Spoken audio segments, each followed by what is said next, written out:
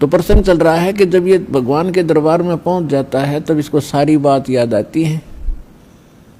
जब वहाँ से चला था, मनुष्य जीवन पाकर आते हैं तो सभी उसके साथी बधाई देते हैं कि मेहर होगी भगवान की तेरे पे, और भगवान ना बोलिए, घनी भक्ति करिए, पीछा छुटवा के आना अब के।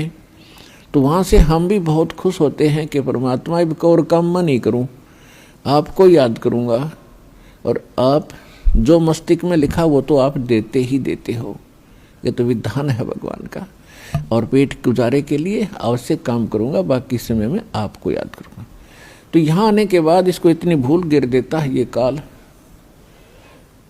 कि ये पिछला सब भूल जाता है, और नए सिरे से इसकी पढ़ाई शुरू होती है। ये तेरा चाचा या तेरी चाची, ये तेरा मामा, ये तेरा बुआ, तेरी बुआ, और इस तरह से फिर इसको पढ़ा करके ये संसारिक ये मंत्र, माया कैसे इकट्ठी करनी चाहिए, बड़ी कोठी बना ले बड़ी इज्जत हो जाएगी, तो ये नए मंत्र सिखाए जाते हैं इसको।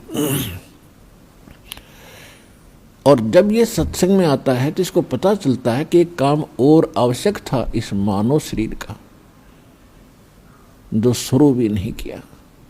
तो वहां से परमात्मा के दरबार में जब ये जाता है, इसको सारी बात याद आती है, और फिर ये हाथ जोड़ता है धर्मराज के सामने कि हे महाराज, एक मनुष्य जीवन और दे दो, अब के कति नहीं बोलूंगा। धर्मराज फिर उसकी पिछली हिस्ट्री चालू कर देता है। असंख्य जन्म हो गए, हमने मानव शरीर प्राप्त किया, नए बकवादों में खोया, और वहां जाके फिर नए रोया। तो वो उसकी थोड़ी सी क्लिप दिखा देता है कि ले, तू तो झूठा बहुत है, और पहले भी ऐसे प्रॉमिस तूने किए थे, एक पूरा नहीं किया।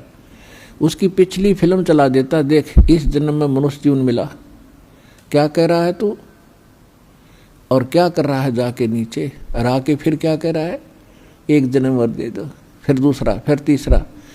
1 मिनट के अंदर उसको हजारों मनुष्य जन्म दिखा देता है कि गधे तू ऐसी बकवास करता है, यहाँ अगर तेरी समझ में आ जाती है, वहाँ तो सुनता नहीं, भाग यहाँ से।